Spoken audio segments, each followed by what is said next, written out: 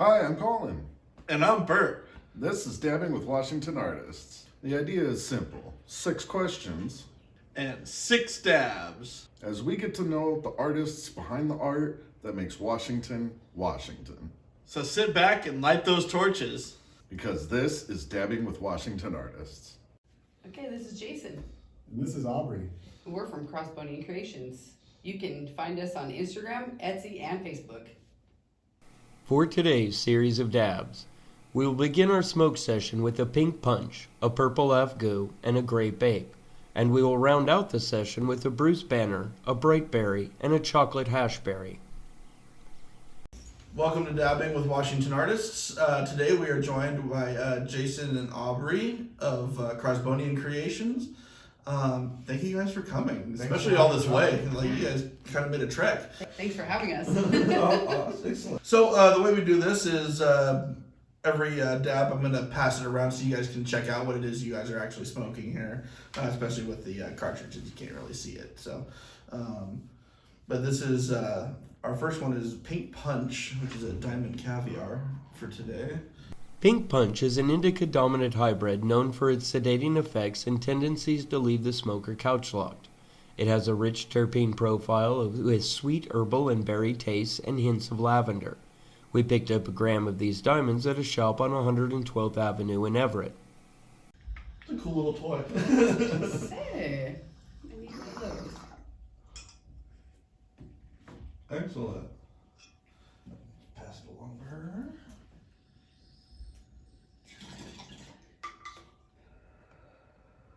Awesome. Wow. Super clean. Super tasty. Really clean. So for our first question, one we like to ask everybody is, what role does cannabis play with your guys' creative process? It's all day long, every day. No. I guess long story short is, for me, I ended up with some illnesses that I couldn't control otherwise. And prescription medications and things like that really did a number on me and my system. And, you know, you kind of downward spiral a little bit off of it. Oh, and of so course. it set me into a mental aspect of it. And, you know, then they want to address your mental aspect and forget the physical. And it was just this huge cycle of doctor after doctor after doctor, and then the medical marijuana industry, you know, started to boom, and he got his prescription before I did, and I had some symptoms where they were like, well, maybe you should too, and I was like, oh, I've been on, you know, all these other meds, pharmaceutical meds for a long time, and so I thought, you know what, maybe I should. I've been around marijuana all my life, my parents, you know, from the 70s, all that good stuff. And sure enough, slowly I started getting used to just having that more often than not. And then again, the industry just kept booming, and it was medibles, and it was oils, and it was every form that you could possibly get. And so I tried to use it all day long, like I said, keep it in my system in one form or another. I found out I had Crohn's disease. Ooh. And I was able to put it in remission in 3 months by taking RSO. Very nice. So yeah, and I can eat better than I used to be able to eat. I feel better than I used to feel. I mean, so it plays a huge part in my life. It makes me capable and feel well enough to get up and actually do something, you know, from all the pain. I feel that. The RSO got me through a surgery at one point, so like, yeah, I totally understand that. It's huge. I wish everyone that felt some type of suffering could have RSO, especially if it was internal. And it helps. She's got really bad anxiety, so it helps to knock her anxiety out, and so she can focus on what she's trying to do.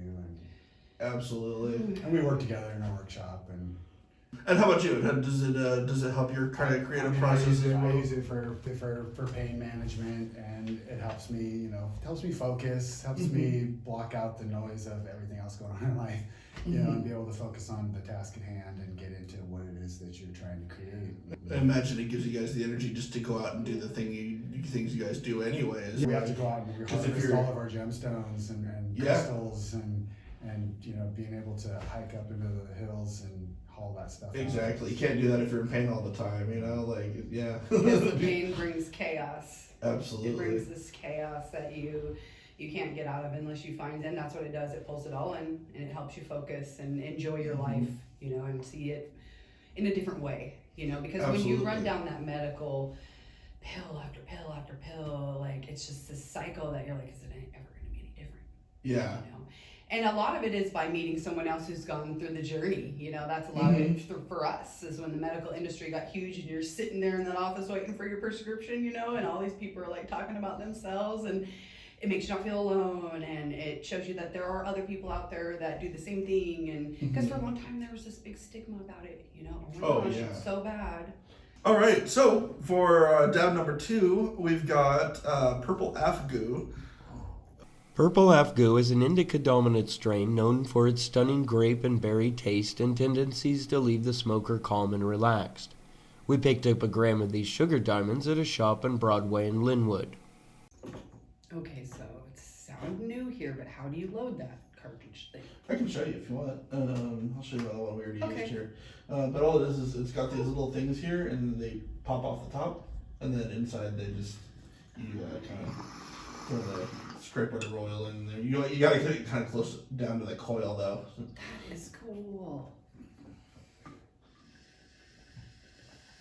It's tasty.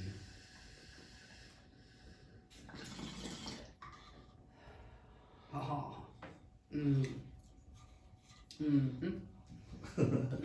So clean, that one might get me.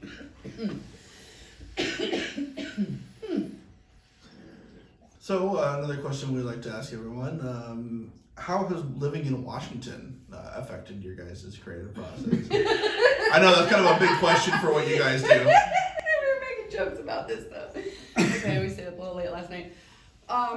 Actually, it's really good for finding the things that we use in our I journal. bet, yeah. Yeah, I think that got me a little. It's a little bit of travel to get to the things that we, use in making the products that we make, but, Washington pretty much supplies everything that we use. Right? Yeah. It's just getting out there and finding the stuff, so. Mm-hmm. We get a lot of guests on here that are like the painters and stuff like that, and it always affects them. You guys literally, I mean, your business is Washington, basically. I mean, You kind of just like walk out our back door and find what you need, really. Sometimes I don't even have to hop in the car. Just recently we had a baby deer pass away on our property, so I'll make sure and honor her life with using her bones and some of the stuff that we create. But yeah, I mean, it is amazing. And thanks to the hunters, not gonna lie, those people leave piles of stuff everywhere. So I'm sure. yeah, I mean, there's an overabundance of stuff to find here in Washington. And in King County, the minerals and the gems are phenomenal. I don't know if you've ever. I've never gone but that sounds like a lot of fun, honestly. It's so silly ridiculous as to how easy it is to find crystals in this area. You Really? just walk. We used to walk beaches for miles and miles and miles and come back with one little bag And of rocks. Pain in your neck. And now we go up into the mountains, into the high Cascades, and literally open the door of the car and you've got a 3-pound rock that's just all druzy crystals, and you're just like. That's amazing. Stroke out a little bit. Everywhere you go, I mean, you can literally fill your pockets in your bag and within minutes if you wanted to. I mean, all I hear is her voice echoing through the forest. Woo! Oh my God! You gotta see this. It is rather ridiculous. That's awesome. I would love to take a group of people up and just show them what it is. I mean, it's just a roll of nothing but gold flake that leads to crystals on each side with the overlook of I think it's Cleellum, and it's just phenomenal, and it's so close to. That'd be a cool business to run. Once the federal goes down and you can take cannabis into federal parks legally, Right. start a business doing that. Right. Get people really stoned, walk out into the woods, and go Do it teach them how to before you look go for into shit. federal land. Just take them somewhere else and then bring them there. I think that would be amazing. People would be shocked, and it's not as hard as you think, and you don't have to do that much work. I mean, we could dig if we wanted to dig. There's people that dig, but we're whatever Mother Earth wants to give you that day. Yeah. We're like, oh, please give us something good today, and we just walk and whatever we find we want, we pick up, put it in our bag. And That's excellent. He stumbled over an 11-pound geode. Dang. He had to dig out of the ground one day in 110-degree weather, but we did it. So. Turn it into one really swag necklace. Our bags were full and we were heading down the mountain. Literally, our bags were full. We were heading down the mountain, and I stopped and paused on this animal trail that we've been walking for like 2 or 3 years. Mhm. And there was this spot of quartz on the ground, and I'm standing there looking at it. And it was the one time I had a tool in my hand, and I started scratching around it, and I was like, oh my gosh. This thing's bigger than it looks. It's got the rind that I'm looking for, and it's huge. And literally, it was like a Jeez. basketball. That's crazy. So for number 3, we have Grape Ape, which is one of my very personal favorite strains. Grape Ape is an indica-dominant strain known for its rich, fruity terpene profile and tendency to leave the smoker couch-locked. We picked up a gram of the sugar wax at a shop on 128th Avenue in Everett. When we travel, we make it a point to hit a smoke shop when we go. Oh, yeah. So we found some pretty interesting stuff. I remember I went on vacation down to Ocean Shores, and there's just this one, it's like a Have a Heart, I think, that's down there. Yeah. And it's the one pot shop there, and it was the one store that was open because it was off season. It's open at noon. And it's just the only building in the entire area that had a line. The early days. What's the one on the canal with that's in a train car? Yes. Oh, that sounds awesome. Yeah, it's like a bunch of old train cars. They used to have a Discovery. restaurant there, and then it's turned into Is that Discovery Bay one? I think so. Yeah. Yes, the Discovery Bay Cannabis or something like that, but it's in an old train car, like you said, and it is really cool. So you, like you said, it's selective what strains go where.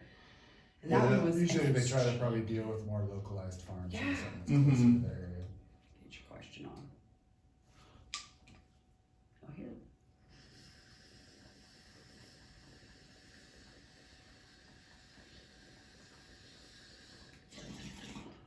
I keep wanting to give you a bomb back. So, kind of continuing on the flow of the last one, Washington State has an incredible variety of natural areas to explore and forage. Do you have any favorite areas to go to? Why? And I mean, you don't have to give away your big secrets, but I mean, Man, really anywhere in the North Cascades, even in central Washington. I mean, you can go pretty much anywhere in the state, I-5 corridor, throughout the Cascades or the Olympics, and find a plethora of different things. Our favorite Even spot.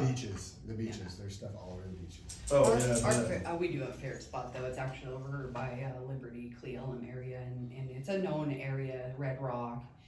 I like Clay Elum. Yeah, I love Cle Elum. Oh my gosh. They're so relaxed there. It had a really cool pot shop too. You walk in and it's like one of those old school pot shops with mushroom decor, and the carpet was like 4 inches tall, and Big tree so inside. anyway, off subject, but that's what our favorite place is Liberty, Washington. And we Okay. call it Crystal Mountain because you can go anywhere over there, even on the side of the road, and find gemstones. That's It's awesome. phenomenal. Hanson Creek is a popular place that is public, that a lot of people go. We went there on Father's Day, and you can It's even off find a place to I-90. park. It's pretty unsafe though. I mean, a lot of people are digging under old growth stumps. Oh, And okay. It's we're pretty talking scary. old growth stumps. They're huge, and it's on a really sheer hillside, and Okay, so they're there's shoring some- them up with rocks. And you know what happens when you take the dirt out from underneath the stump that wants to fall. Yeah, for We've sure. only been there a couple times, but it's a public place that's really, I mean, you can find amethyst up there, smoky quartz, all kinds of stuff. Same with where we go, but ours is just a little bit more private. Right. And you actually have to hike from 3,500 feet or 4,000 feet to 6,000. So we Oh, don't wow. have a quad. We are like buckets on our back. Good exercise. It's like this. I mean, they call it rear end hill because you can't even drive up it. I mean, it's pretty bad, but it's worth it when you get there, and the view is spectacular. So that's our. That's favorite spot. awesome. Yeah, we found that after driving that mountain for like 24 hours one day. I just drove until he like you said, he jumped out of the car and he found this rock that was like this big at the bottom of his feet. It must have rolled from the top, and it was just covered, and it was layers of quartz. It was amazing. Never That's seen anything like it. cool. Yeah. We used to go to Tacoma, and go down to Freight House Square and just Google at the crystals down there in some of the shops and think there's no way in my life I'll ever be able to afford something like this. Mm-hmm. And to go out in your yard and have that just sitting there in the Yeah, I sun. found that. Yeah.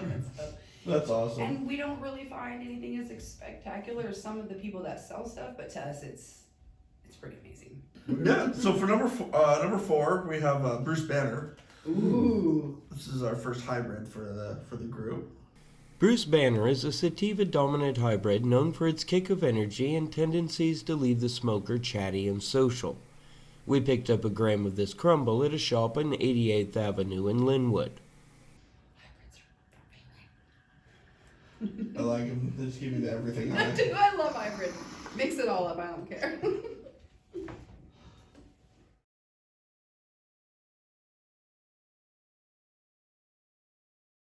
People are gonna watch that episode. They're gonna see the top of that dog's head and peek over the table, and they're gonna go, "Where's the puppy?" She's cool. She's a good dog. She's a story in She's herself. a story. Oh, We yeah. got time for a story. It was not a long one, but we were getting the oil change. We have this old 4Runner that we take with us because it goes everywhere, right? It's got almost 500,000 miles on it. And so It was in alignment. it was getting in alignment. That's what it was because we had just come back from a trip. And So we drop off the car, we go walking on foot through town to kill an hour and a half worth of time while the car gets in alignment. And we go to this feed store that always has, lots of little animals and stuff, which is usually not a good idea. So we go in there and she goes into where they have, dogs and stuff, and she sees this little white dog and cutest little thing standing up, wanting you to hold it. And she's holding it, and she wants me to hold it, and I'm like, nope, not. she's like, oh, if I was younger, I could just steal this thing, and I'm like, nope, not a good idea. And I was like, well, go talk to them. Maybe they'll work you a deal or something. She's like, no, I can't do that. And we had just lost a dog recently, and she's like, don't worry, you'll find a good home. And we left. And literally, like, I don't know, wasn't it like 6 months later? she was 6 months old. Yeah, we were going to an area where we go dump trash. We round it all up and go to a dump, right? A big, huge dump transfer station. And it's a 50-mile-an-hour highway part of the way there. And all of a sudden, this little white dog darts out into the road. And this Little white lady behind her. little old lady going after the dog, and the dog's playing keep away with her. Oh no! And there's cars coming both directions. So And I he stop stops and the throw on the traffic. hazard lights, and I'm like, you want to get out and give her a hand? Mhm. She gets out and she calls for the dog, and the dog runs right to her and jumps in her arms. And she walks with the lady back up to her house, and they had just picked up the dog. It was for her husband. Her husband had Alzheimer's and just went into a home that weekend, and she was having a hard time with the dog. The dog was just out of control. And my wife's like, well, if you need any help, I'll come check on you. Don't let anybody know you're alone, blah, blah, blah. old lady. And they had bought, and anyway, she comes back there the following day to see if the I lady couldn't needed any sleep. help. You want to go to the grocery store, you want help clean up your house, 'cause things are just in shambles. And the lady's Dog like, would be I going talked nuts. to my family, and if you want the dog, we want you to have it. And she had all this dog stuff sitting by the door. Ready to go. Like she knew I was coming. Oh. And in an envelope is the dog's papers. Oh. And she was bought at the She store was the dog. where we were. She was the dog that we saw the day that we took the car in for the alignment that she wanted so bad. That's It was just a awesome. little puppy. We wound up with it. That's super So, yeah, that's her awesome. story. Crazy. Huh? All right. So for number four, you utilize the practice of electroforming with a lot of your pieces. Can you tell us a bit about the technique and what it's used for, and the range of expression possible in the medium? Oh. Wow, you're getting some tough questions. Pass. No, I'm just kidding. It's basically, it's like an electroplating process Mm-hmm. where you're taking a metal in a acid solution and running an electrical current through it and through a conductive piece of material, and you're stripping the copper or silver or gold or whatever it is out of solution and off of an electrode and placing it through the current onto this other piece that you have hanging in the bath. Mm-hmm. So you're moving the metal from one object That's to really another. cool though. Growing it. Yeah. And depending on the current, depending on the size of the piece, depending on your pH levels of your acid, the temperature of the solution, how long it's in the bath, you can get a lot of really cool things that happen where it actually starts to grow in a crystal form that you can visibly see, where it's like dripping and oozing and gravity's taking effect. So it's pretty cool. We were kind of while we were researching, we watched some like bits on it, and we started thinking like, well, if you can do this with natural materials, could you like bronze up a nug of wheat or something? Yeah, you definitely. Like we were really curious about yeah. that. Like that'd be a fun thing to do as like a farm owner. Back You in know, like every the, harvest or something. Yeah. back in like the 40s, I believe it was, they had a trend where they were taking baby slippers. And they would make them bronze. yeah. And they I've would seen do- those. And they would do the same process. They would electroplate them, or they would actually cast them. Mm-hmm. So Yeah, we're getting ready to do some more organic stuff this time. Before it was, we were doing the crystals and stuff that we were found, but this time we were doing some rabbit skulls, Mm-hmm. some horse teeth, and I found a knot from a piece of wood that looks like this bird's nest, and I was like, I just think this is really cool. Can we do it too? And he's like, sure. So we'll see what happens. Yeah, why not? I mean, I like it. I don't know if anyone else will. mushrooms, honeycombs. Yeah, from bees. That's the- awesome. Yeah. So we're doing some different stuff this time. We haven't shown anybody yet, but Well, that'd be exciting to see when it does come Yeah. out. It's Yeah. all sitting on the bench right now. Yeah. So I'm like, I don't have it. gotta make sure everything's perfect before it goes in the bath. You do. That's the thing, is it's all chemical sensitive, heat sensitive. Everything has to be done just right. I mean, Mm-hmm. you kind of have to have. You know, if you A put formula. bone into an Yeah. acid solution, I mean, it is a science Yeah. too. the Yeah. bone's gonna dissolve. You know, certain minerals too. You know, if you took fluorite and put it into this acid bath, your fluorite would be gone. They don't Mhm. sealed it, so it's a big process. There's a huge learning curve too when you first start. Oh, I imagine. So yeah, I mean, I don't think anyone can really replicate anyone else's design, if that makes sense, as far I as the can see plating that. goes. So you can get a nice even plating, and you can go ahead and patina it and all this stuff, but no two will ever look alike. You absolutely cannot copy somebody else's plating, because it's going to be heavy on one side or light on the other, or depending on how you run your current, or there's a lot of different aspects to it. It's pretty cool. Okay. That's awesome. Yeah, so it's kind of It's cool to know there's a that. bit of mystery to it. Yeah. You know? Yeah. It's cool to know that your pieces will remain unique forever. Extremely You know? unique, Yeah, yeah. that's really cool. Even if we tried to do two pieces, even like earrings, you know, you're doing two pieces, you try to get them to be as Close together as possible. yeah, and you put Yeah. them in the bath and they come out slightly different. So So for our fifth dab, wow, we're on 5 already. We have Brightberry.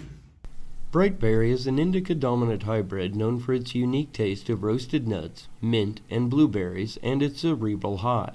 We picked up a gram of this wax at a shop on 88th Avenue in Tacoma. This one was one of my favorites, I think. I would just like to be like a taste tester.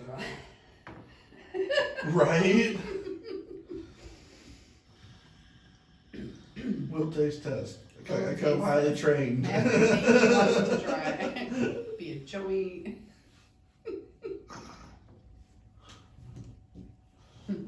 Interesting. yes, I know. I just think of the sex sells aspect of this kind of stuff. Bikini girls, weed tasters, there you go. All right. So for number 5, most of the materials used in your pieces you scavenged in nature, as we've talked about. What can you tell us about the process behind the selection of materials, and how the process of selecting materials influences the aesthetic that you put into the overall piece? Can you say it again? If you need me to read it again, I totally can. My big thing is I really like to work with my hands. So for me, we don't find stuff every time we go out. Sure. So we have a collection of things. Something that's always either needing to be cleaned or in a bucket or decomposing in the back or whatever. So that, that limits us in a way. Okay. I don't know if I'm answering the question correctly. No, sure. So basically for us, I mean, it's a matter of me getting off my butt and just deciding on what I want to do. Do I want to clean crystals? Do I want to clean bones? Do I want to wrap wire? You know, there's so many different elements and aspects but to. you still sort everything. I mean, she has boxes of, you know, this is all coyote and this is all deer and this is all raccoon and you know, for me, I'll grab a box. I'll be like, oh, coyote sounds cool today, so I'll grab a box of coyote bones and I'll look through there and I'll see something and it just kind of jumps out at you. Or maybe you have to take a saw to it. You know, maybe you're like, you know what, I like this end of this, but I don't need all this. So how about I get 2 of these and I'll cut them and, you know. And we're limited as well because, like, you know, I said we have a lot of deer. There's a lot of deer bones everywhere. We don't go too deep into any locations to find the stuff that we really like to find. You know, I'd really like to find a bear or big. We found a big, huge elk not too long ago. That was kind of cool. That's awesome. Oh yeah, we did. Did you get a cool? No, we just got the bones. So the scapulas, you know, we're little kids that we have around the house. We're playing with them and stuff, and they just. It's neat to see them learning and in awe over the stuff that we have because they're running around the yard with bones or whatever. Oh, yeah. And you've got a what under the pool in the back? You know, but so that, I mean, we're limited to certain things because, for one, I don't want to have to go buy a bunch of stuff. That's not what I like to do. I do not like to leave my house. I don't really like to go anywhere into public. I try to find everything that I can within my means. His mother helps us as well. She's over in Eastern Washington, so she has a little bit different things that she comes across when she's over there. So that's where we got our horse teeth from or whatever. But no, we don't. We try to use what we have. I try to use my hands a lot. I try not to use the electricity as much. I'm more primitive in that aspect of things. So it's pretty much what I have at the time. Okay. I mean, yeah, I do desire things. Don't get me wrong. But we try to make do and stay simple and just stick with what we have. And I think that's the easiest thing. I think the more we get out there and put ourselves out there, which is really hard for me because I've stayed very elusive most of my life. I'm almost 50 years old. I've never done anything like this. You know, I don't even think I've ever taken a selfie. I'm glad that you came out here then. That's really awesome. But, you know, if it weren't for my daughter, truly, because she made us watch this show, this Brene Brown or something like that. She's like, it's all about vulnerability and fear. And I was like, she's right. You know, if you don't take chances and make steps to move forward in your life, you will never get anywhere.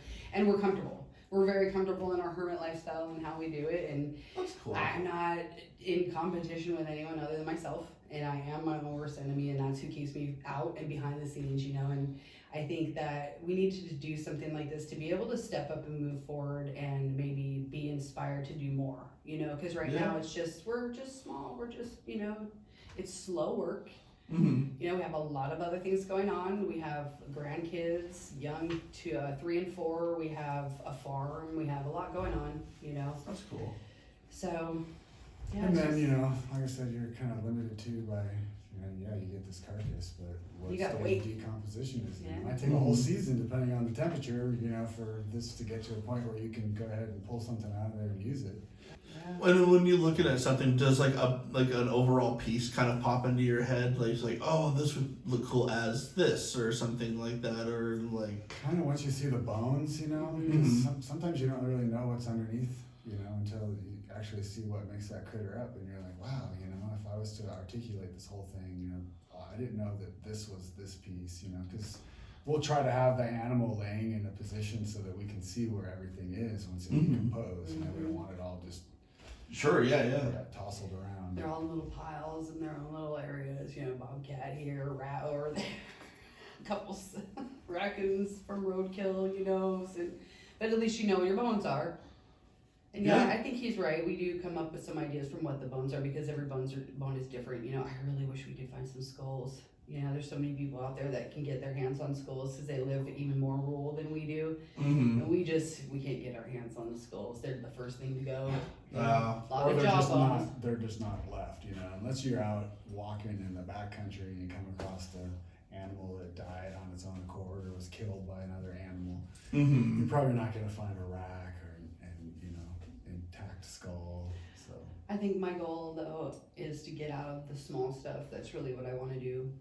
Try and find some bigger things. Yeah, I want to get out of the small stuff, and I want to start making things like coat racks, Okay. You know, Cool. I'd like to have a table or She's some wanted to make a chairs. sculpture on our gate, this big double gate. Three-headed it's sculpture. Like 7 foot Oh, gate yeah. that you can't hardly see through, but she wants to put something on the gate. And I was like, oh, yeah.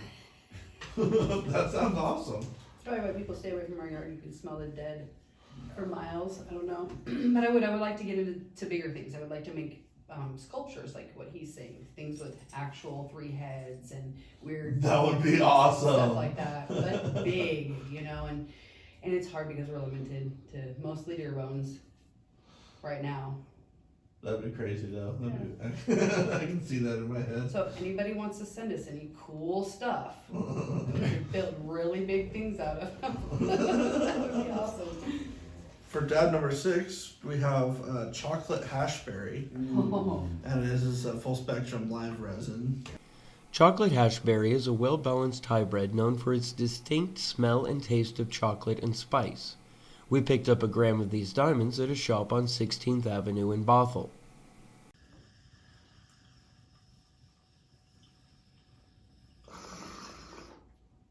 This is 6. That's number 6. It's tasty.